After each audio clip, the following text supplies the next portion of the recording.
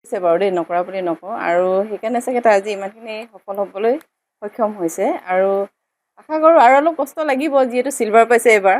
গ'ল্ডটো আশা কৰি আছোঁ আমি সকলোৱে, আৰু চেষ্টা কৰক, অহাবাৰলৈ গ'ল্ড আহিব বুলি আশা কৰিছোঁ। সিমানটোৱে আৰু।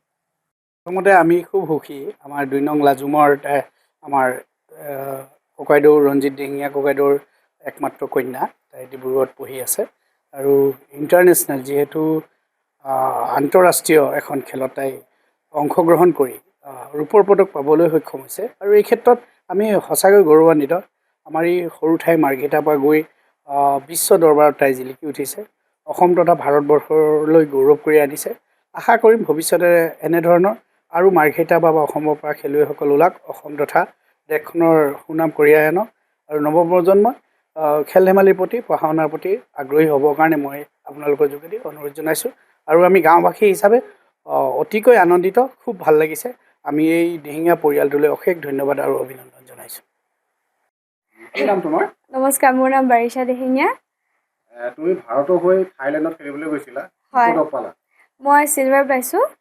আপোনাৰ মোৰ ইজৰাইল আছিলে, ইজৰাইল আছিলে, ইণ্ডোনেছিয়া আছে, থাইলেণ্ড আছিলে, আৰু বহুত কেইগৰাকী বেলেগ বেলেগ ঠাইৰ পৰা আহিছিলে।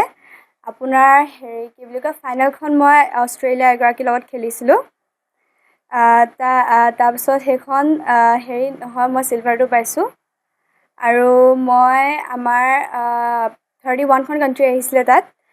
আপোনাৰ ইণ্ডিয়াৰ পৰা 297 ষ্টুডেণ্ট গৈছিলে।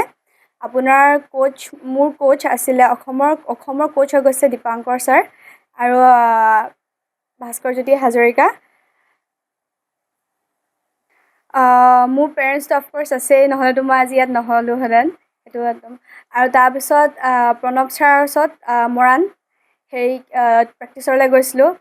ইনচেইণ্ট টাইকোৱাণ্ডো বুলি আছে। আপোনাৰ প্ৰণৱ ছাৰ নোহোৱাহেঁতেন চাগে আজি নোৱাৰিলোৱেহেঁতেন ইয়াত এইটো ঠাইত থাকিবলৈ, যিটো পাইছোঁ ন। আৰু ভাস্কৰ ছাৰহঁতে বহুত হেৰি কৰিলে, দীপাংকৰ ছাৰহঁতে। ডিচিপ্লিনত চলিবলৈ ক'ম, আপোনাৰ ফেইলিয়াৰটো পালেও মানে কৰি থাকিবলৈ ক'ম। এটা সময়ত এনেও হৈয়ে যাব সেইটো বস্তু, খালি নিজে চেষ্টা কৰি থাকিব লাগিব, নিজে নিজক ঠেলিব লাগিব, তেতিয়াহে হ'ব।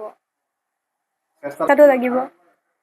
যিকোনো খবৰৰ বাবে যোগাযোগ কৰক 9181 307 221 আমাৰ এই নম্বৰত।